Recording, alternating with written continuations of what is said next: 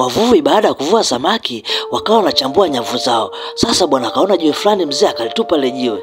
Baadaye ile jiwe likaokotwa na mtu mwingine na kulitumia kama kifaa cha kusagia dawa za kutibia wagonjwa. Baadaye tena ile jiwe bwana likapatikana tena na mtu mwingine ambaye alikuwa ni fundi, ambaye alilitumia jiwe ile katika kusibia ufa ambao kulikuwa kuna kreki kwenye ukuta ambao unazunguka jumba la kifalme. Sasa baadaye, baada ya miaka 100 kupita, huyu binti ambaye ni mtumwa akaa anapanda kwenye ukuta ili kumchungulia mtoto wa mfalme. Sasa kwa bahati mbaya bwana akateleza akadondoka chini. Binti kuangalia ile jiwe bwana akaona ndani kuna gold, akasema da, hii si ndo mapeni haya.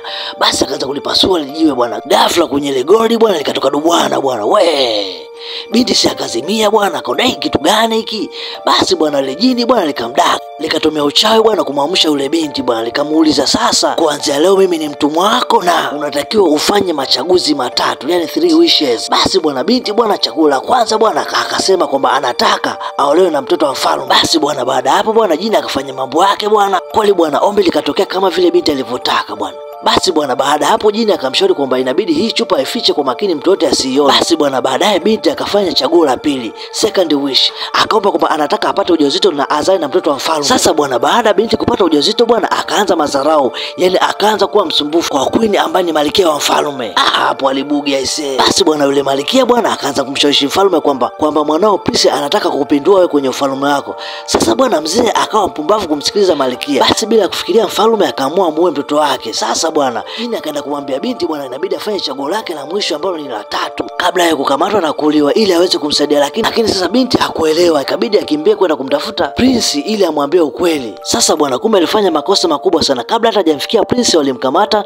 na kumtumbukiza kwenye maji. Basi binti akapoteza maisha bwana. Jini akarudi kwenye ile chupa gold yakawa haina namna tena. Basi baada hapo bwana muda ukaenda sana na miaka mingi ikakatika. Jini alikuwa anafanya kila namna ili mradi atokee mtu mwingine ambaye ataweza kumtoa kwenye ile chupa gold ili awe huru.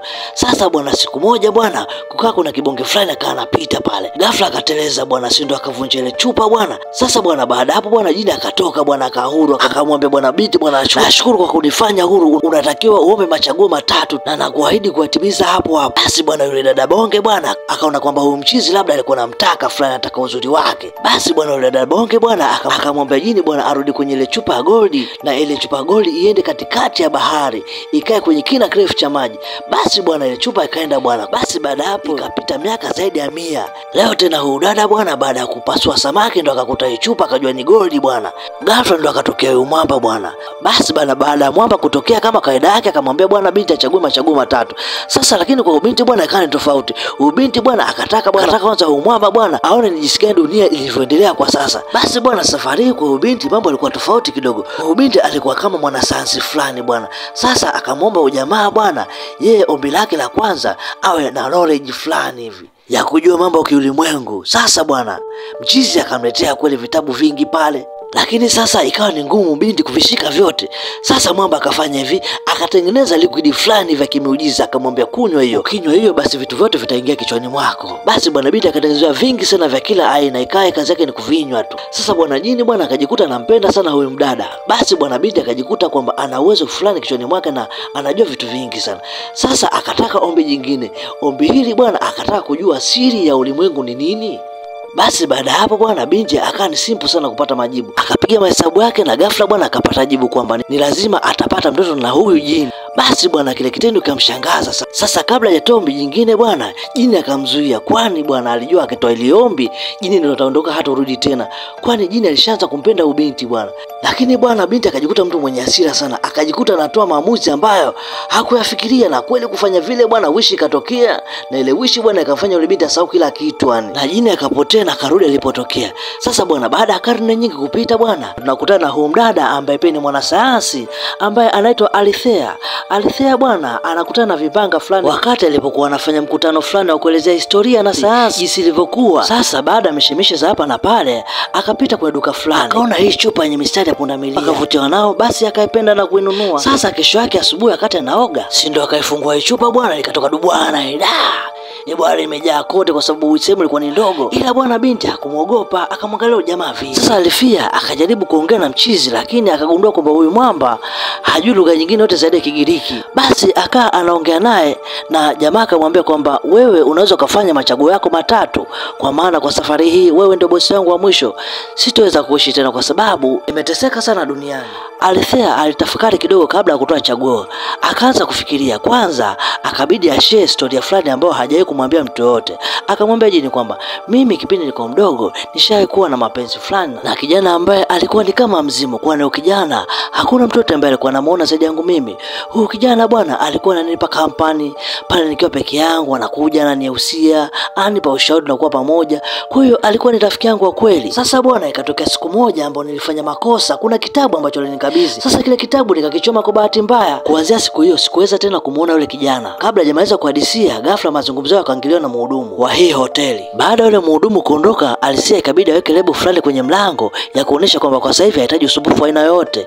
Sasa baada hapo ikabidi amuulize jini kwamba yeye ametokea wapi na ajaribu kumpa historia fupi kuhusu yeye kwamba ametokea wapi. Ndio baada hapo afanye chaguo. Basi jini akaanza kumsimulia kwamba yeye aliingia mapenzi na kazini yake ambaye anaitwa Shiba. Shiba bwana alikuwa ni msichana ambaye ni mrembo sana. Sasa ikatokea queen ya ufalme akaingia wivu baada ya kumuona Shiba anakuwa na mvuto fulani wa kipekee, kwani alikuwa na miguu yenye manyoya ambayo yanavutia sana. Lakini mambo yalibadilika baada ya kutokea mfalme ambaye anaitwa Solomon. Ni mfalme ambaye alikuwa anamiliki jangwa. Jini alikuwa anaamini kwamba ipo siku atakuja kumuoa mwanamke huyu kwa sababu alikuwa anampenda. Sasa King Solomon yeye ikawa hana mapenzi zaidi kwa yule mwanamke, kwani alijifanya anataka kumuoa lakini kumbe alikuwa anahitaji yale manyoya.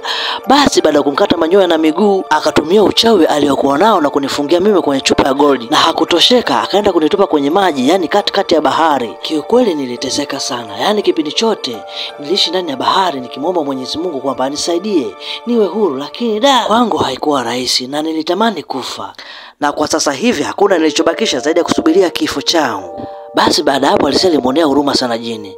Akamwambia kwamba yeye katika maisha yake yeye bwana amefanikiwa kwa kikubwa sana. Japokuwa hana mume, hana mtoto, hana familia, lakini yote alipita kwa sababu baada ya yeye kuharibika mimba, basi mume akaamua aende mbali, aachane na yeye, atafute mwanamke mwingine. Na kwa sasa hivi maisha kwake ni kama kawaida tu.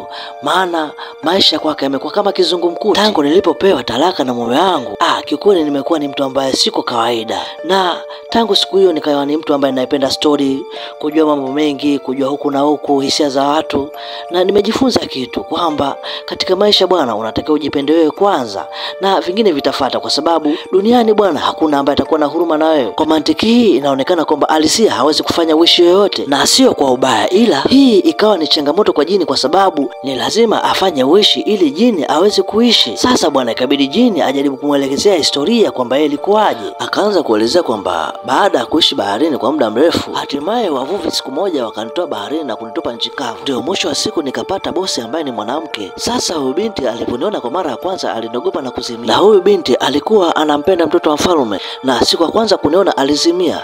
Nilipomwamsha nikamwelezea anataka nini. Wishi ya kwanza aliyohitaji ni kwamba alihitaji kwanza kuolewa na mtoto wa mfalme, kwani yeye alikuwa ni kijakazi na alikuwa anampenda sana mtoto wa mfalme. Basi nikampatia alichokitaka. Basi baada ya muda kupita akahitaji kwamba apate ujauzito na azae na mtoto wa mfalme, na pia nikamshauri kwamba ile chupa ibidi aifiche sehemu ambayo mtu yote hawezi kuiona ili kuhakikisha kwamba siku zote mimi nitakuwa ni mtumishi wake. Sasa ikatokea kwamba sintofahamu baada ya watu wengi kumuonea wivu, hasa Malkia ambaye alikuwa ni mke wa mfalme. Akaona kwamba kama ikitokea huyu binti akajifungua humu ndani kwenye ufalme, huenda huyu binti akawa ni mtu mkubwa na akawa ana utawala fulani kwa sababu atakuwa amebeba damu ya kifalme. Sasa unajua kilitokea nini? Baada hapo bwana zengo zikawa nyingi sana, mashtaka akawa mengi, unafiki ukawa ni mwingi.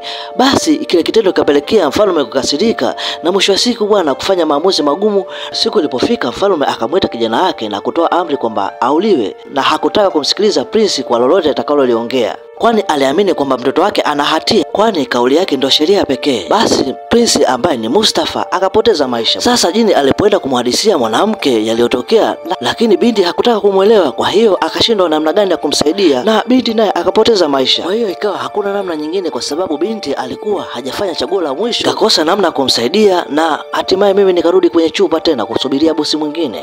Basi Alithea alivutiwa sana na stori ya jini na kumuonea huruma, kwani mwamba alipitia katika wakati mgumu sana. Basi baada hapo jini akaendeleza na stori kwamba baada ya yote yale kuisha, akakaa kwenye chupa kwa kipindi kisichopungua zaidi ya miaka 100.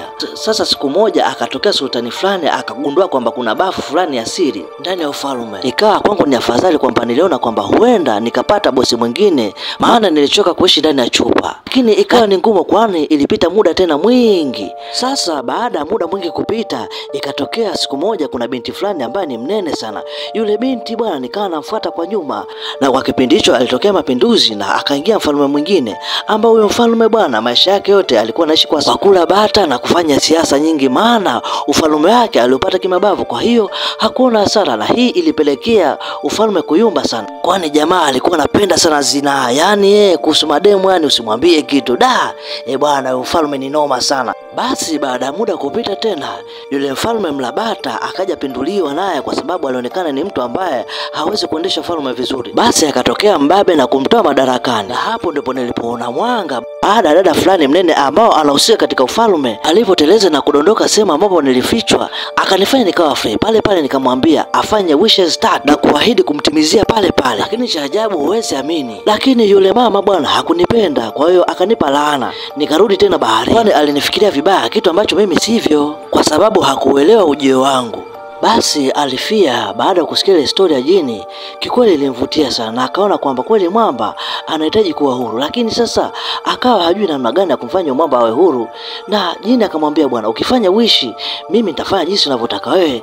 Sasa Alithea bwana akawa anahitaji kitu fulani kufanya, lakini kile kitu kikawa ni kibaya, kwani huyo jini huwa ana miiko, huwa katika mabosi wake wote anatakiwa kuwa na miiko fulani. Sheria ya kwanza, chupa haitakiwi kuvunjika, ikivunjika huenda ikamletea matatizo yeye kupoteza maisha hapo, kwa sababu hiyo ndo nyumba yake. Sasa ikabidi tena jini ajaribu kumpa storia nyingine ya bosi mwingine aliyokutana naye. Kuna mwamba fulani ambaye alikuwa ana wake wawili, na katika wake wawili hao kukaa kuna binti fulani ambaye alikuwa anapenda knowledge sana, lakini sana cha ajabu, kwa sababu alikuwa ni mwanamke na alikuwa ni kijakazi, ikawa ni ngumu yeye kusikilizwa. Sasa nilipotokea mimi ndo ikawa chanzo cha yeye kufanya mambo makubwa sana, kwani nilimpa uwezo wa kufanya vitu vingi sana. Ni yeye zumuni lake katika ulimwengu huu ni kujua mambo mengi, yani kujua ulimwengu unaendaje, sayansi na teknolojia inavyoenda, na kikweli alikuwa na future nzuri na ndoto kubwa sana katika maisha yake. Na huyu mwanamke alinipenda sana kwa sababu nilikuwa namfanyia vitu ambavyo ni tofauti, na baadaye tukawa wapenzi, kwani tulikuja tukapendana. Sasa huyu binti akapata ujauzito, lakini hakuridhika, akataka kufanya wishi nyingine. Nikagopa kwamba akifanya hiyo wishi huenda nikapotea, lakini binti hakutaka kunisikiliza, na mwisho wa siku nikajagundua kwamba yule binti ni binti ambaye mwenye tamaa kubwa sana na alikuwa ni mbinafsi. Kwa hiyo kwa vyote nilipomfanyia, lakini hakuridhika, bado akanahitaji tena mambo makubwa zaidi. Na cha ajabu, ina maana hakunifikiria hisia zangu wala hakufikiria mtoto wetu atakuwaje.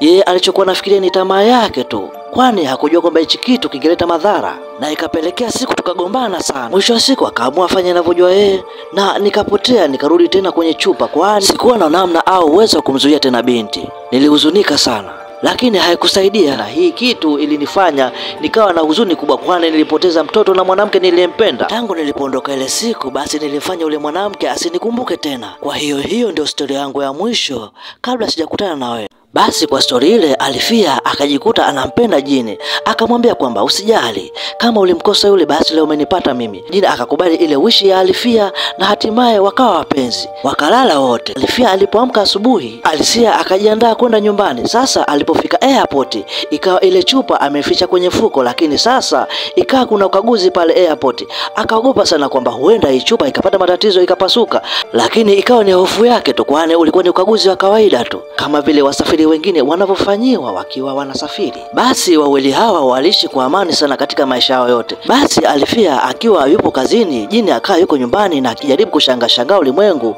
Sasa siku moja bwana ikatokea Alithea alikuwa kazini, aliporudi nyumbani usiku akamkuta jini amekauka kama vile amekakamaa, akiwa amelala, huku mwili wake ukawa kama unatoa majivu, yani kama kitu kilichoungua. Basi ikabidi afanye second wish na kumfanya aweze kuongea tena. Basi baada hapo bwana Alithea akaona kama vile anafanya kitu kibaya, kwani hawezi kuforce mapenzi kwa jini.